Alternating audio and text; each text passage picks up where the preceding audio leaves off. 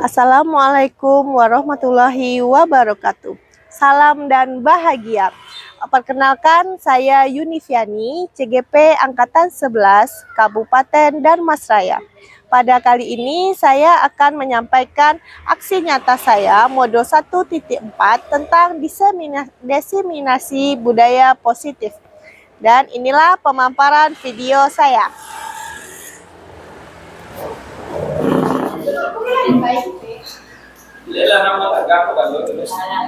Assalamualaikum warahmatullahi wabarakatuh. Alhamdulillahirabbil alamin, wassalatu wassalamu ala asrofil anbiya'i wal mursalin wa ala alihi wa ashabihi rasulillahi ajmain. Amma ba'du. Yang terhormat Ibu Kepala Sekolah atau yang mewakili, seterusnya kepada Bapak Ibu Majelis Guru SD 01 Kota Baru yang hadir pada siang hari ini, dan teristimewa kepada Ibu Yunifiani selaku calon guru penggerak Angkatan 11 yang akan menyampaikan diseminasi budaya positif pada siang hari ini.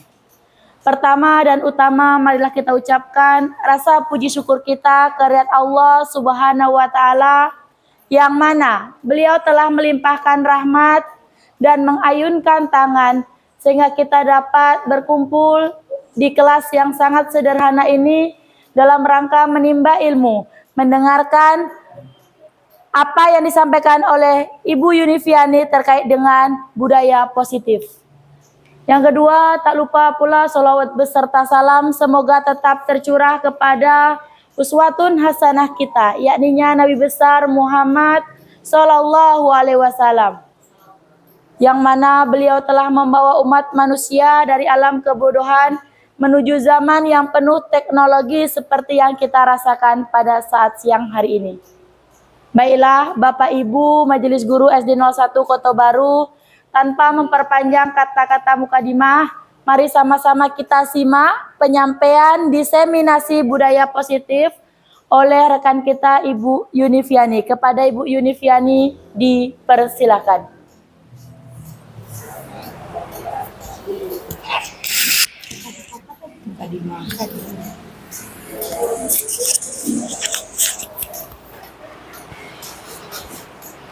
Baiklah, Assalamualaikum warahmatullahi wabarakatuh. Waalaikumsalam warahmatullahi wabarakatuh.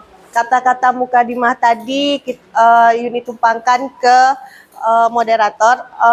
Selanjutnya yang terhormat Bapak Ibu Majelis Guru yang sudah bersedia atau menyempatkan waktunya untuk hadir di dalam acara diseminasi budaya positif yang akan Yuni lakukan.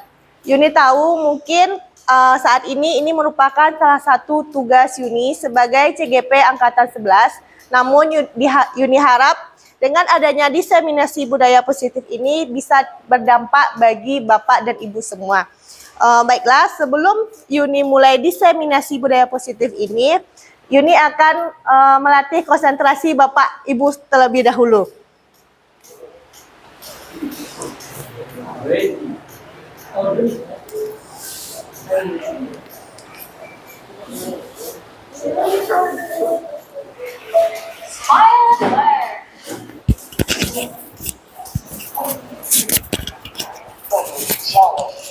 Test yourself with these 10 levels and try to remember where each picture is. You'll be given 10 seconds to memorize where each picture is. Behind each number, only the best players have completed this challenge. Will you be one of them? Level 1. Look carefully at the pictures. Memorize them.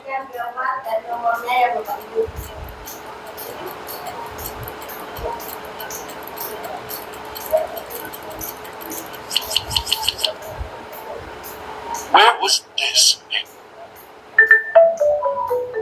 Smile and learn.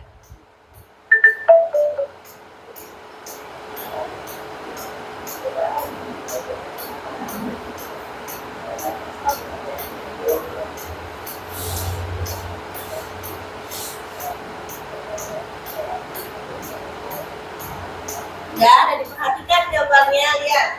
Di situ akan ada, Bapak Ibu akan memperhatikan gambarnya terletak di angka berapa. Lihat, angka berapa itu berada gambarnya Bapak Ibu? 5. Coba kita lihat.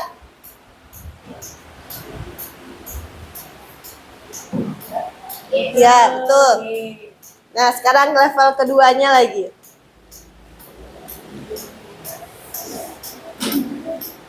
Perhatikan gambar dan angkanya.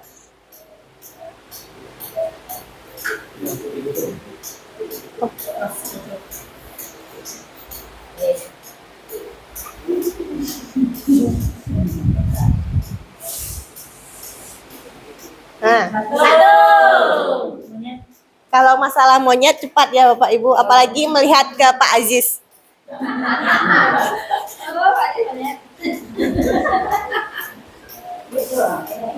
Ya, betul.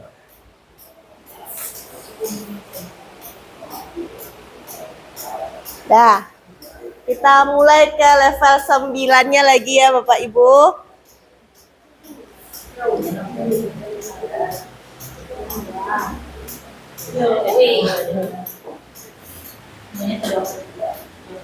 Kita lihat. Udah perhatikan angka dan nomornya.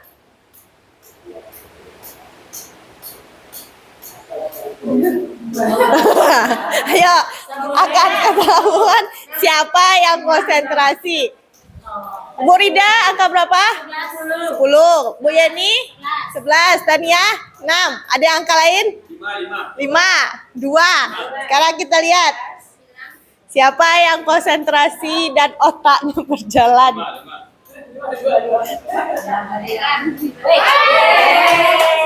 Nomor berapa? 10. Siapa yang menang? Bu Rida. Lanjut level terakhir. Ada nanti. Level terakhir Bapak Ibu, level 10.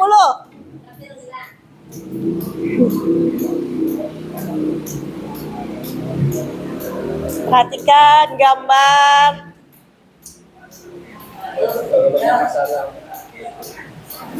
Di lokal ini.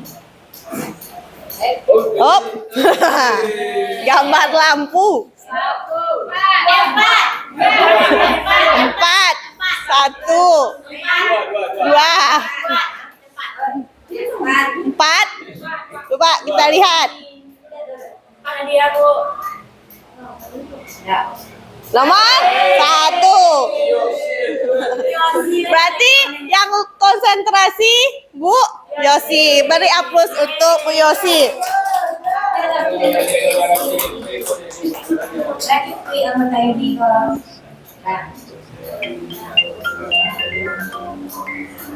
Ya, ya. Terima kasih atas konsentrasi Bapak Ibu tadi. Baiklah, di sini Yuni ingin bertanya kepada Bapak Ibu semua, apakah Bapak Ibu setuju bila yang pertama pemberian hukuman dapat mendisiplinkan siswa? Tidak. Setuju atau tidak itu pertanyaan yang pertama? Tidak. Tidak. Yang tergantung. Yang kedua, pemberian hadiah meningkatkan prestasi siswa. Itu betul atau salah? Bisa. Bisa. Yang ketiga, guru harus mampu memberikan solusi untuk setiap siswa yang bermasalah. Setuju. Yang keempat, guru berperan sebagai teman bagi siswa. Setuju Bu Nelly Huda dengan yang nomor 4 tadi? Ya. Nah, sekarang Yuni akan memberikan sedikit penjelasan tentang budaya positif. Budaya positif itu yaitu perwujudan dari nilai-nilai atau keyakinan universal yang diterapkan di sekolah. Konsep-konsep inti menciptakan budaya positif itu ada 6. Yang pertama, disiplin. Yang kedua, positif perilaku manusia, motivasi perilaku manusia. Yang ketiga, keyakinan kelas atau sekolah. Yang keempat, kebutuhan dasar manusia. Yang kelima, posisi kontrol seorang guru. dan yang terakhir adalah segitiga. Pergeseran paradigma teori kontrol itu adalah ilusi guru mengontrol murid, ilusi bahwa semua siswa penguatan positif, efektif, dan bermanfaat. Ilusi bahwa kritik dan membuat orang merasa bersalah dapat menguatkan karakter. Ilusi bahwa dewasa memiliki hak untuk memaksa. Nah, di sini nih, bagaimana seorang bisa berubah dari stimulus respon kepada pendekatan teori kontrol itu ada stimulus respon dan teori kontrolnya seperti yang bisa Bapak Ibu lihat di layar infokus.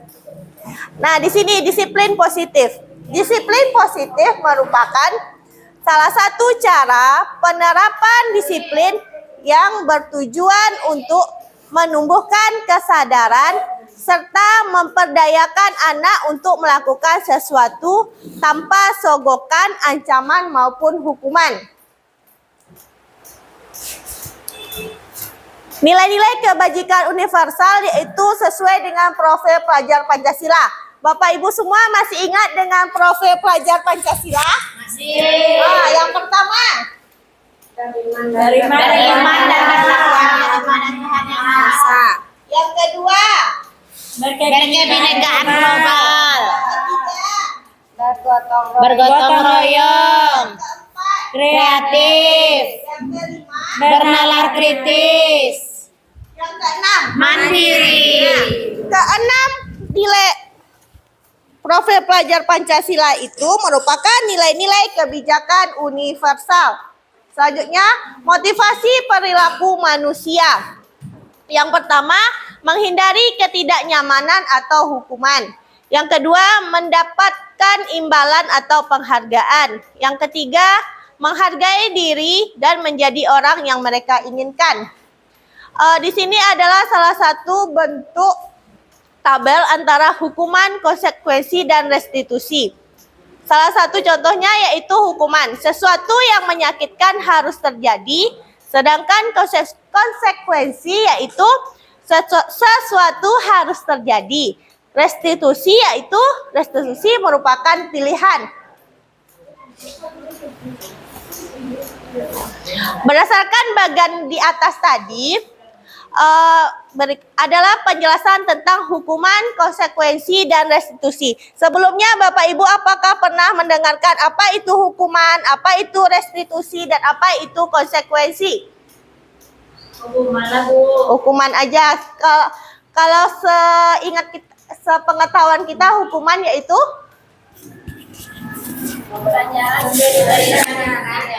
apabila seseorang bersalah. Memberikan ganjaran kepada orang yang membuat kesalahan atau melanggar peraturan. hukuman yaitu tidak terencana, bersifat satu arah, bisa berupa hukuman fisik, psikis, atau kata.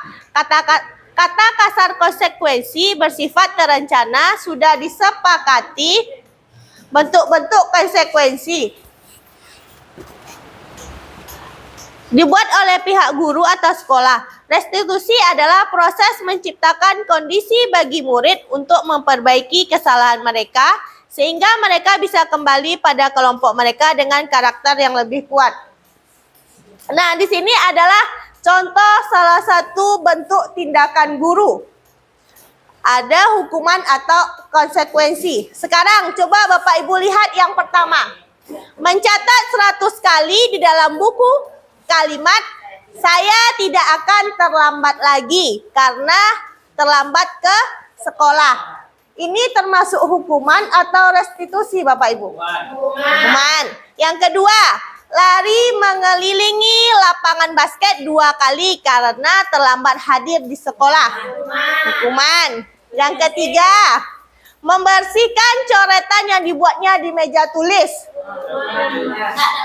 Itu hukuman atau konsekuensi?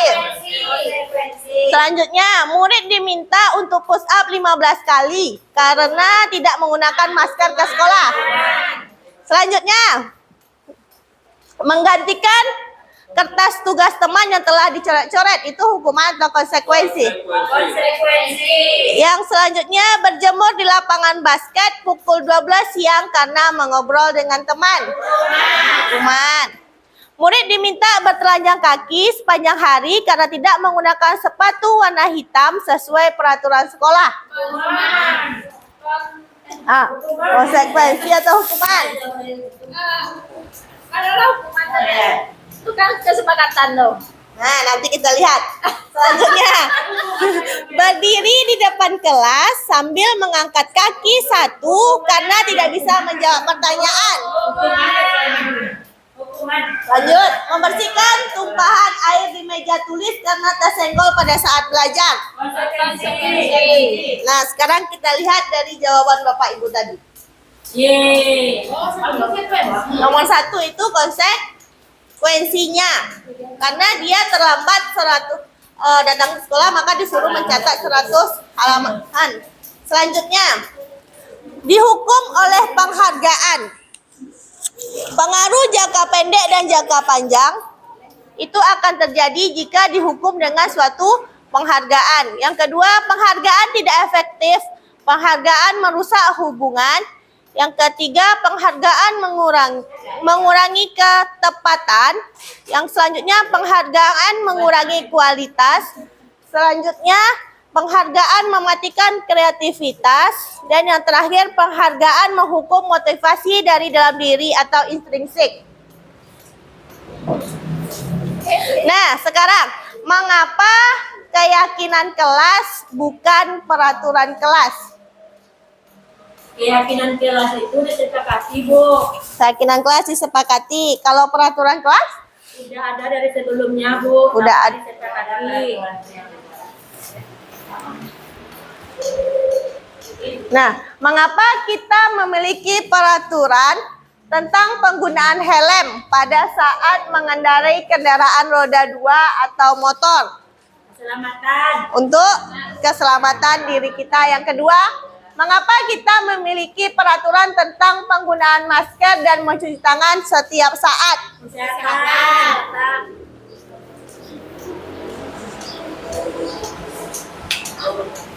Nah, selanjutnya, keyakinan kelas dibuat berdasarkan kesepakatan antara guru, siswa, dan bersifat universal. Selanjutnya, peraturan biasanya dibuat oleh guru bersifat satu arah. Itu perbedaan antara keyakinan kelas dan peraturan kelas. Nah, di sini nilai kebajikan yang tadi.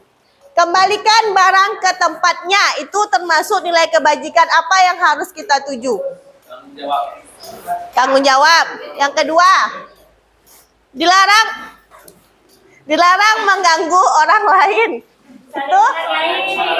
Yang ketiga, hadir di sekolah 15 menit sebelum pembelajaran dimulai. Dilarang melakukan kekerasan. Dilarang menggunakan narkoba. Bergantian atau menunggu giliran. Antri. Dilarang merokok. Gunakan masker. Berjalan di kelas dan koridor. Berjalan di kelas dan koridor.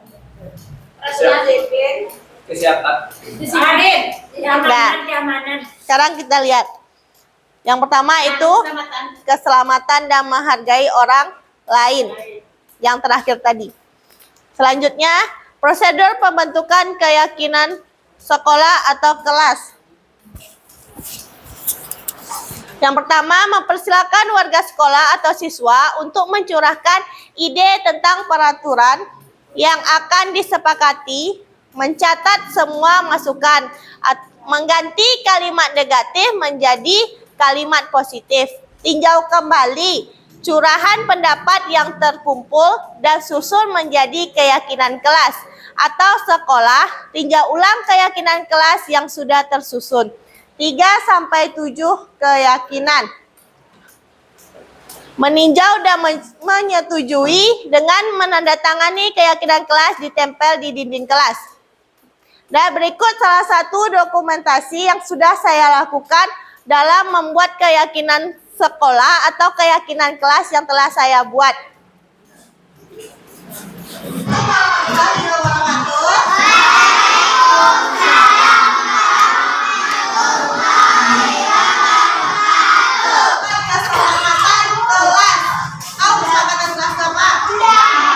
Sama dengan tata tertib, tapi kalian kemudian kita menyepakati bersama-sama. Misalkan datang tepat waktu. Jika saya terlambat maka apa? Tahu sanksinya. Jika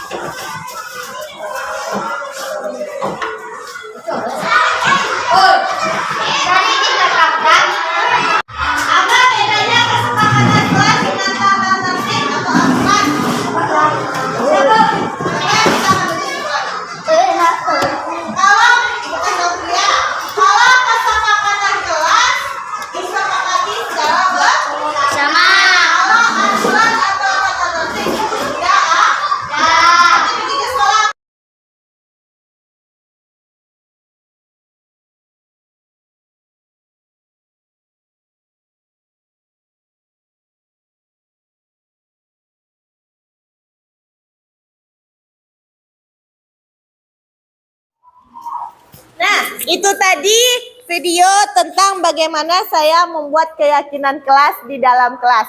Nah, selanjutnya yaitu 5 posisi kontrol guru. Di sini 5 posisi kontrol guru itu yang pertama adalah penghukum, yang kedua pembuat rasa bersalah, yang ketiga teman, yang keempat pemantau, dan yang terakhir adalah manajer. Di sini penghukum. Pada posisi penghukum, guru berusaha mengontrol proses pembelajaran dengan cara menyakiti, baik dengan verbal maupun non-verbal. Contoh, seorang siswa tidak mengerjakan PR, kemudian dihardik, ditunjuk-tunjuk, bahkan diberi hukuman fisik. Posisi penghukum tidak memberikan motivasi secara intrinsik bagi peserta didik, justru menimbulkan rasa dendam dan rendah diri. Selanjutnya yaitu pembuat rasa bersalah. Pada posisi pemberi rasa bersalah, guru berusaha mengontrol proses pembelajaran dengan cara membebani rasa bersalah kepada peserta didik.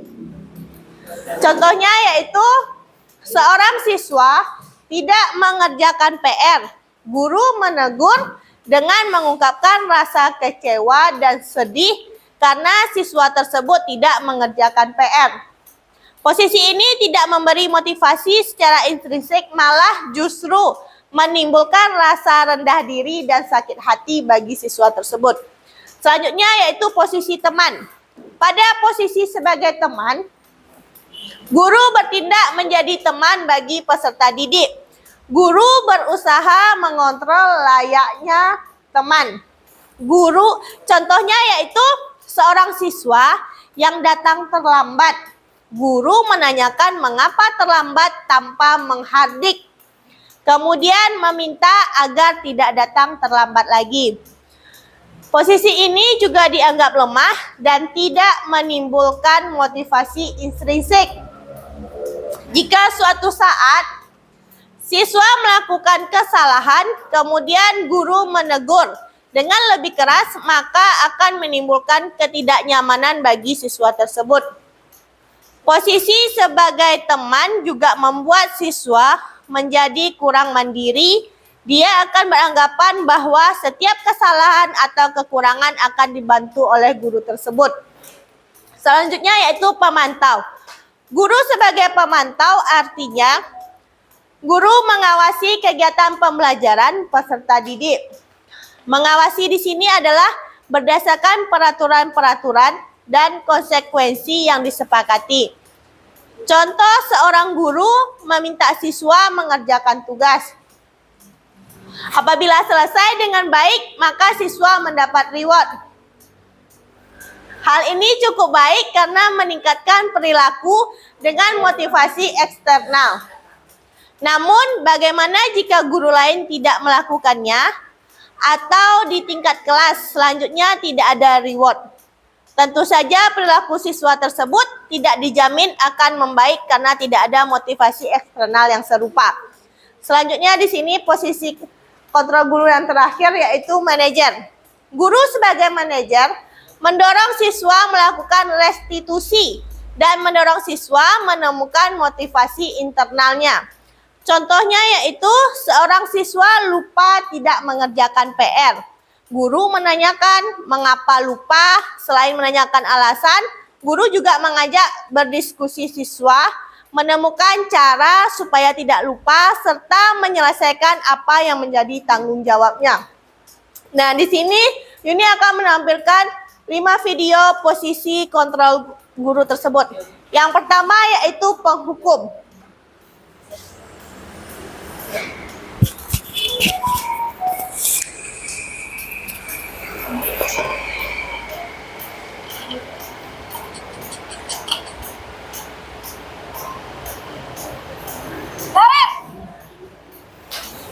Sini kamu. Selamat pagi, Bu. Selalu terlambat. Kamu deh, pasti terlambat. Maaf, Bu. Saya... Apa? Apa coba? Alasan kamu apa lagi? Kapan sih kamu tidak terlambat? Malas sekali ya kamu jadi malas. Gak kapok-kapok sih kamu. Sudah berapa kali terlambat? Sana, kamu keliling lapangan basket 2 kali. Kenapa saya harus keliling lapangan basket, Bu? Kenapa? Kamu mau lawan ibu? Berani-beraninya jawab. Sudah terlambat, masih berani jawab pula. Sekarang, keliling lapangan basket 5 kali sekalian. Biar kapok. Cepat. Pergi sana ke lapangan basket. Nah, di situ salah satu contoh bagaimana posisi guru sebagai penghukum. Pernah enggak Bapak Ibu semua melakukan seperti hal tersebut? Walaupun dengan kata-kata yang berbeda dengan video tadi. Nah, selanjutnya dalam posisi pembuat merasa bersalah.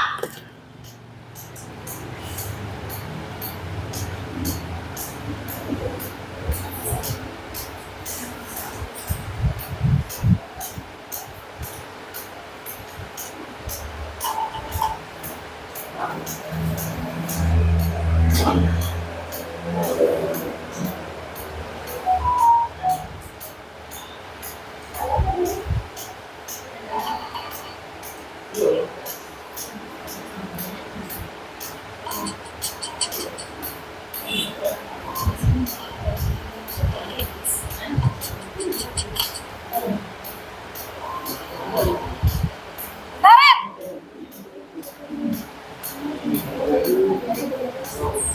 Selamat pagi, Bu. Naren. Kamu kenapa terlambat lagi, nak? Ya Tuhan, Naren. Kamu senang ya bikin ibu susah ya?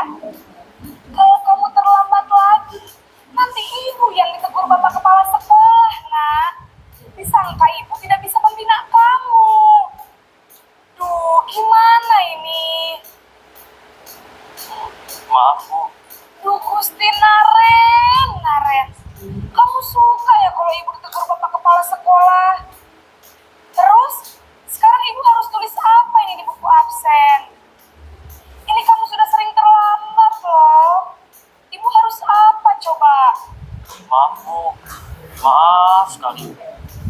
Ya sudah, lain kali jangan bikin ibu susah lagi ya nak ya. Ibu tidak akan kuat lagi kalau kamu begini terus. Bisa jantungan kalau ibu ditegur bapak kepala sekolah.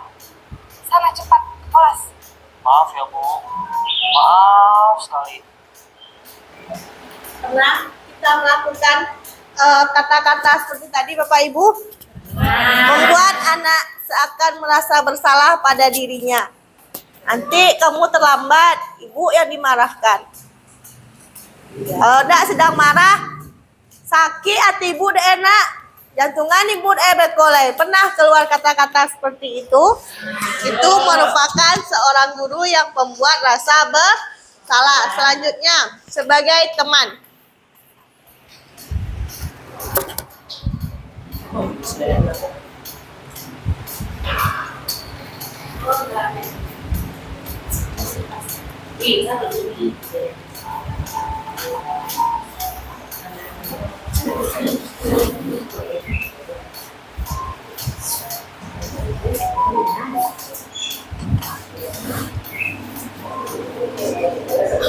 Naren!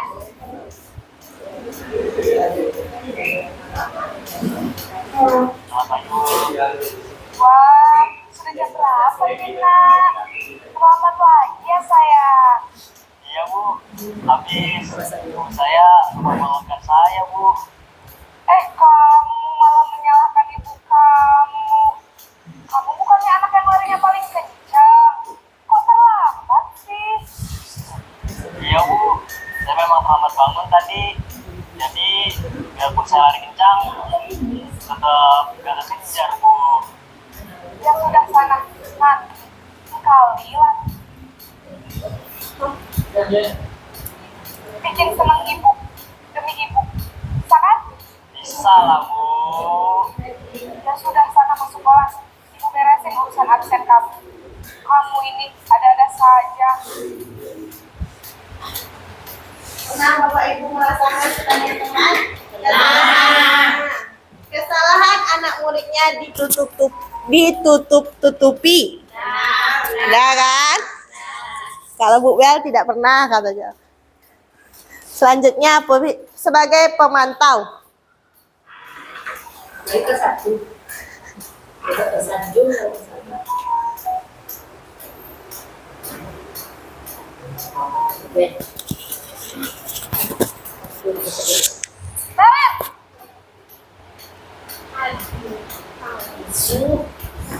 Naren, Naren, apa peraturan sekolah kita tentang jam berapa kita harus masuk sekolah, nak? Kita harus di sekolah jam 7, Bu.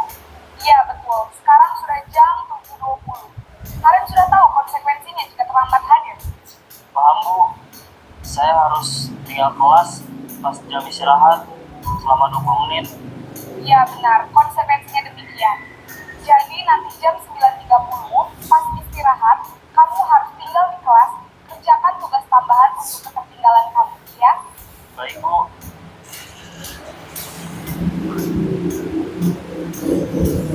Selanjutnya sebagai posisi manajer.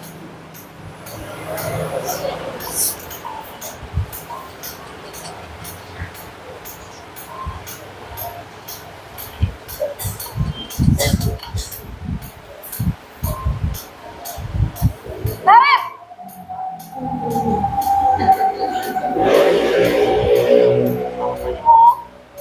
selamat pagi, Naren.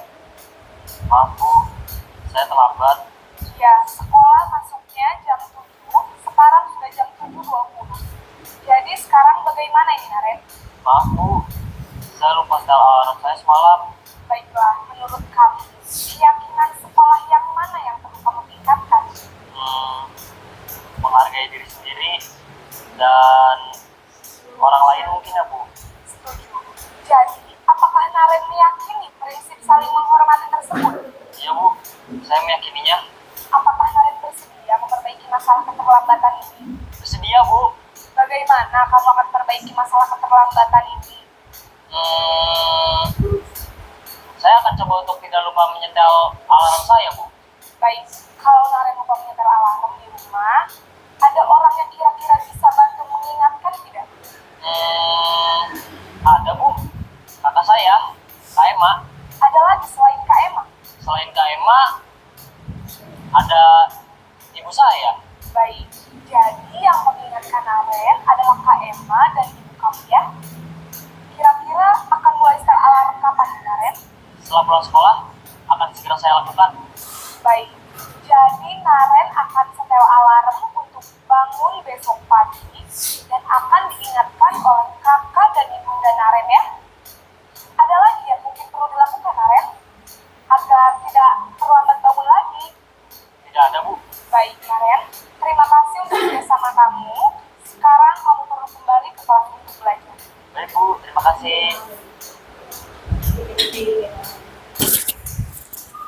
Nah, itu tadi 6 posisi kontrol seorang guru. Untuk saat ini, apakah semua posisi kontrol tadi sudah dikuasai oleh Bapak Guru atau mana yang paling dominan Bapak atau Ibu lakukan di sekolah?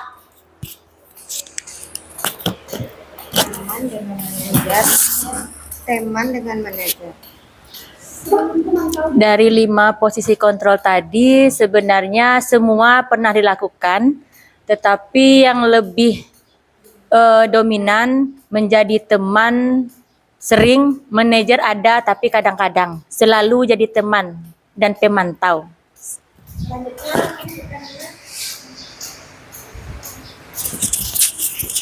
Dari yang telah dipaparkan tadi, saya pribadi sering ya untuk mengajarkan ke anak-anak itu jadi pemantau dan manajer. Terima kasih.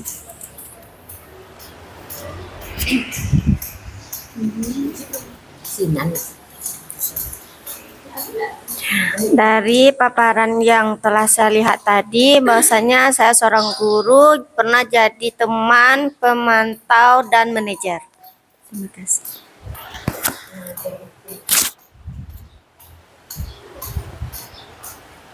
Nah, Bu Bel. Kalau saya yang sering dilakukan di kelas itu sebagai pemantau dan manajer. Mungkin hanya sebagian yang jadi penghukum di sekolah kita ya Bapak Ibu. Ya, jarang. Ada tapi jarang. Nah, selanjutnya secara tidak langsung kita sudah melakukan 5 posisi kontrol seorang guru. Nah, di sini yaitu penghukum, pembuat merasa bersalah, dan teman. Penghukum di sini yaitu menghardik, menunjuk-nunjuk, berkaca pinggang, membentak hukuman fisik atau verbal. Dampak yang akan terjadi yaitu anak menjadi pendendam, kemudian tidak menyukai guru atau mapel tertentu. Yang kedua yaitu pembuat merasa bersalah di sini yaitu suara lembut namun menyalahkan siswa. Guru menyatakan kesalahan pada siswa dan guru menderita. Dampaknya yang akan terjadi yaitu membuat siswa merasa bersalah, rendah diri, dan menarik diri. Selanjutnya teman. Posisi teman di sini yaitu guru bersikap ramah, cenderung bersenda gurau untuk menghangatkan suasana, namun akan berdampak yang pertama, murid bergantungan pada satu orang, membuat siswa tidak mandiri. Selanjutnya itu sebagai pemantau dan manajer. Di sini pemantau nada bicara dan ekspresi datar, identitas berhasil. Pemantau tetap memantau saat siswa diberi sanksi. Dampaknya yaitu menghitung hadiah atau hukuman yang diberi tanpa melihat nilai kebajikan dan tidak sepenuhnya mandiri. Selanjutnya manajer. Suara netral, tercipta identitas positif atau berhasil mengajukan pertanyaan. Bermakna membantu siswa memecahkan masalah. Adapun dampaknya yaitu murid mandiri memecahkan masalahnya sendiri. Selanjutnya di sini yaitu kebutuhan dasar manusia. Kebutuhan dasar manusia itu yang pertama yaitu bertahan hidup. Yang kedua, kasih sayang dan rasa diterima. Yang ketiga, kebebasan. Yang keempat, kesenangan. Dan yang terakhir ada penguasaan. Yang kata-kata pertamanya yaitu aku senang main kejar-kejaran dengan ibu guru. Yang kedua, ibu kejar aku karena ibu guru sayang aku. Aku hebat kan bisa bikin ibu guru kejar aku. Aku bosan belajar mewarnai terus di dalam kelas. Dunia berkualitas. Siapakah orang-orang yang paling penting dalam hidup Bapak Ibu semua?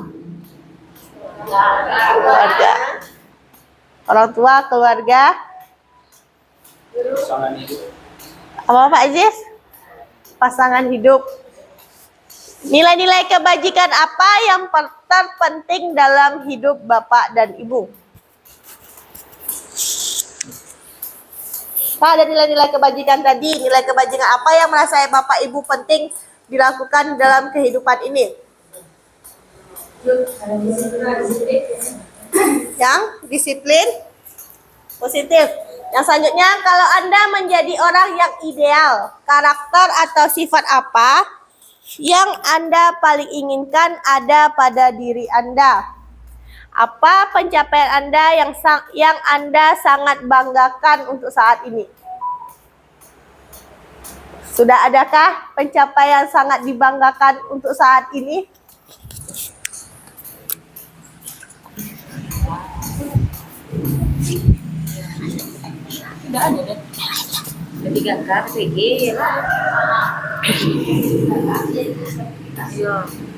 Pencapaian yang saya banggakan sampai saat ini adalah saya berhasil menjadi guru P3K dan lulus PPG. Alhamdulillah, dalam tahun yang sama. Apakah pekerjaan itu ideal bagi Anda untuk saat ini? Alhamdulillah sangat ideal. Ceritakan bagian perjalanan hidup Anda di mana Anda merasa titik puncak hidup Anda. Ya. 3 kali PGG. Mana Anda merasa puncak hidup Anda? Bisa. Gimana? Saat saya lulus P3K dan lulus PPG. Berarti hal yang berlakukan tadi di saat Bu Yeni lulus P3K. P3K dan lulus PPG. Alhamdulillah.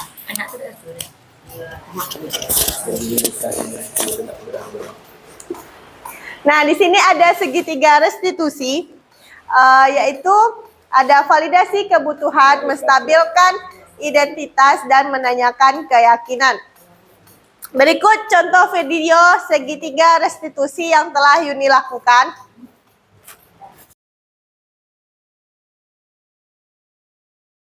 Ajwa, sudah tahu belum mengapa Ibu memanggilmu ke kantor? Karena saya terlambat masuk kelas ya, Bu. Betul. Menurut Ajwa, apakah keterlambatan masuk kelas merupakan perbuatan yang baik? Tidak, Bu. Ajwa minta maaf, Bu. Tidak apa-apa, semua orang pernah berbuat salah. Ibu juga pernah melakukan kesalahan seperti kamu. Ibu tidak tertarik mencari siapa yang salah, tapi Ibu ingin mencari solusi dari permasalahan ini. Kamu pasti memiliki alasan. Coba ceritakan pada Ibu mengapa kamu sering terlambat masuk kelas setelah jam istirahat. Saya keasikan bermain sama teman, Bu. Sebelum jajan ke kantin, jadi saya makan dan minumnya sudah hampir meninggal. Makanya saya terlambat. Baiklah, mungkin bermain bersama teman itu memang mengasihkan bagi Najwa. Kamu pasti sangat menyukainya. Adakah solusi yang bisa kamu lakukan agar kamu tetap bisa bermain, jajan di kantin, namun tidak terlambat masuk ke dalam kelas? Ada, Bu. Saya harus membagi waktu dengan bijak. Hebat sekali Najwa.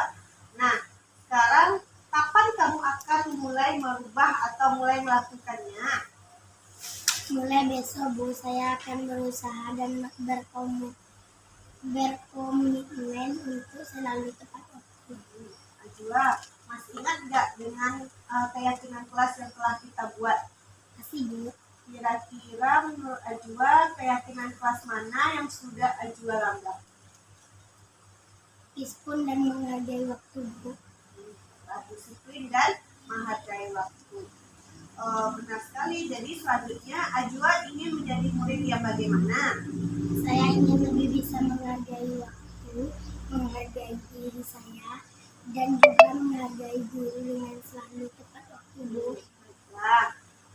Sekarang kita sudah mendapatkan solusinya. Ibu yakin kamu pasti menanamkan nilai itu dengan baik dan dapat mengatur waktu lebih bijak.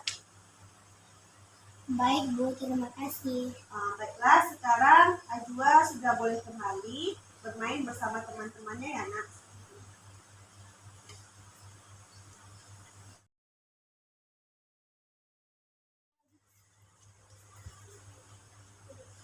Ini Sila. Ini salah satu aja. Selamat pagi Ajwa dan Sila. Bagaimana kabarnya Ajwa dan Sila hari ini? Baik, Bu. Ada apa Ibu memanggil kami? Waktu di kelas kemarin Ibu melihat Ajwa dan Sila begitu asik mengobrol di saat teman-temannya sedang presentasi. Iya, Bu. Kami minta maaf ya, Bu. Ya, baiklah. Sekarang Ibu mau bertanya. Menurut kalian, apakah mengobrol di saat temannya sedang presentasi itu baik untuk dilakukan, Nak? Tidak, Bu. Presentasinya jadi terganggu karena kami Sheila sibuk mengajak saya mengobrol di luar.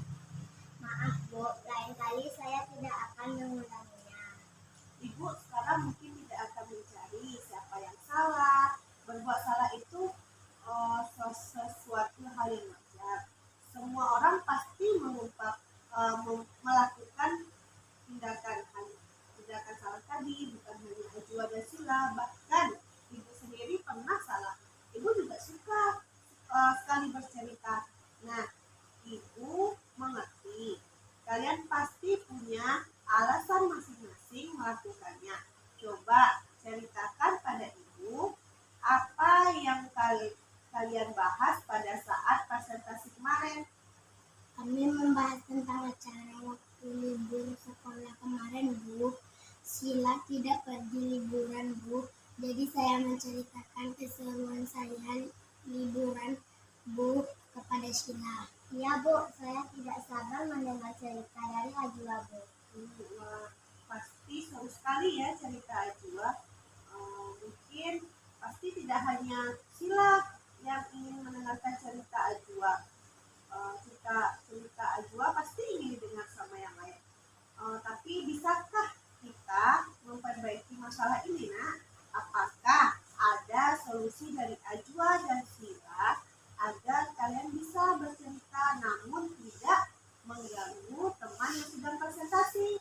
Kami akan menunggu sampai pelajaran selesai jika ingin bercerita, Bu.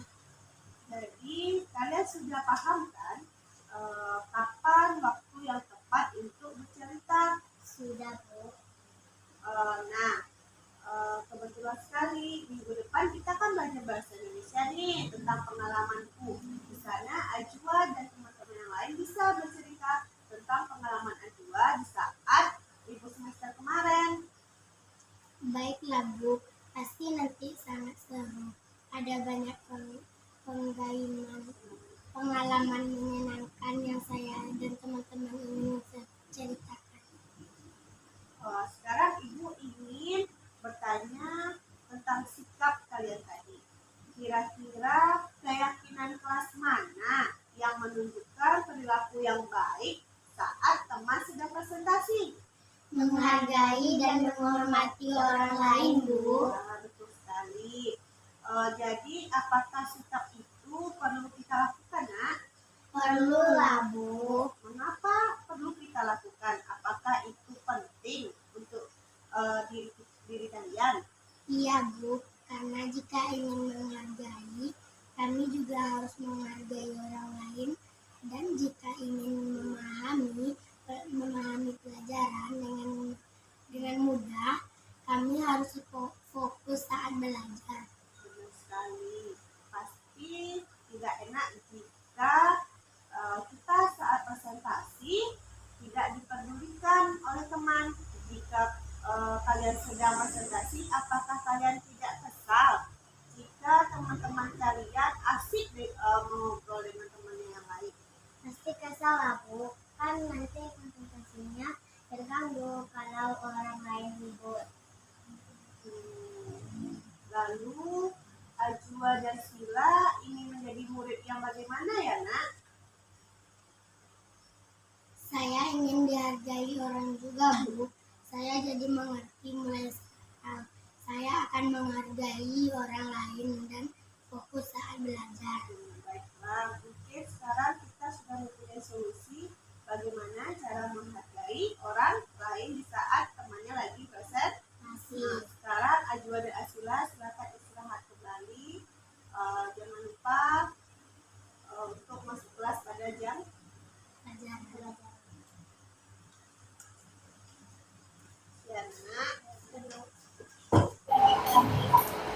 Nah, itulah tadi video segitiga restitusi yang telah Yuni lakukan. Di sini segitiga restitusi itu yang pertama menstabilkan identitas. Di situ ada kata-katanya yaitu berbuat salah itu tidak apa-apa. Tidak ada manusia yang sempurna. Saya juga pernah melakukan kesalahan seperti itu. Kita bisa menyelesaikan ini. Selanjutnya, validasi tindakan. Kata-kata pada validasi tindakan di sini yaitu padahal kamu bisa melakukan yang lebih buruk dari ini. Kamu pasti punya alasan mengapa melakukan hal itu. Kamu patut bangga pada dirimu sendiri karena kamu telah melindungi sesuatu yang penting buatmu. Kamu boleh mempertahankan sikap itu, tapi kamu harus menambahkan sikap yang baru. Selanjutnya menanyakan keyakinan. Apa yang kita percaya sebagai kelas atau keluarga? Selanjutnya, apa nilai-nilai umum yang kita telah sepakati? Selanjutnya, apa bayangan kita tentang kelas yang ideal? Kamu mau jadi orang yang seperti apa? Nah, mungkin sekian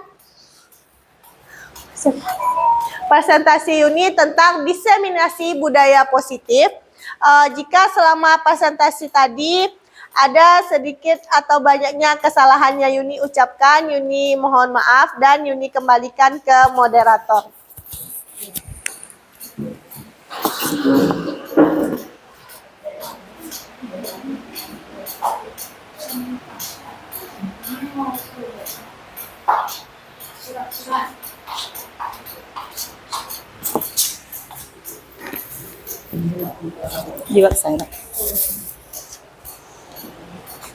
Baiklah Bapak Ibu, itulah tadi penyampaian atau presentasi dari teman kita atau rekan kita Ibu Yuniviani yang merupakan CGP Angkatan 11 pada tahun ini. Semoga apa yang disampaikan Ibu Yuni tadi tentang diseminasi budaya positif bisa kita terapkan atau kita implementasikan di sekolah kita, khususnya kepada anak didik kita.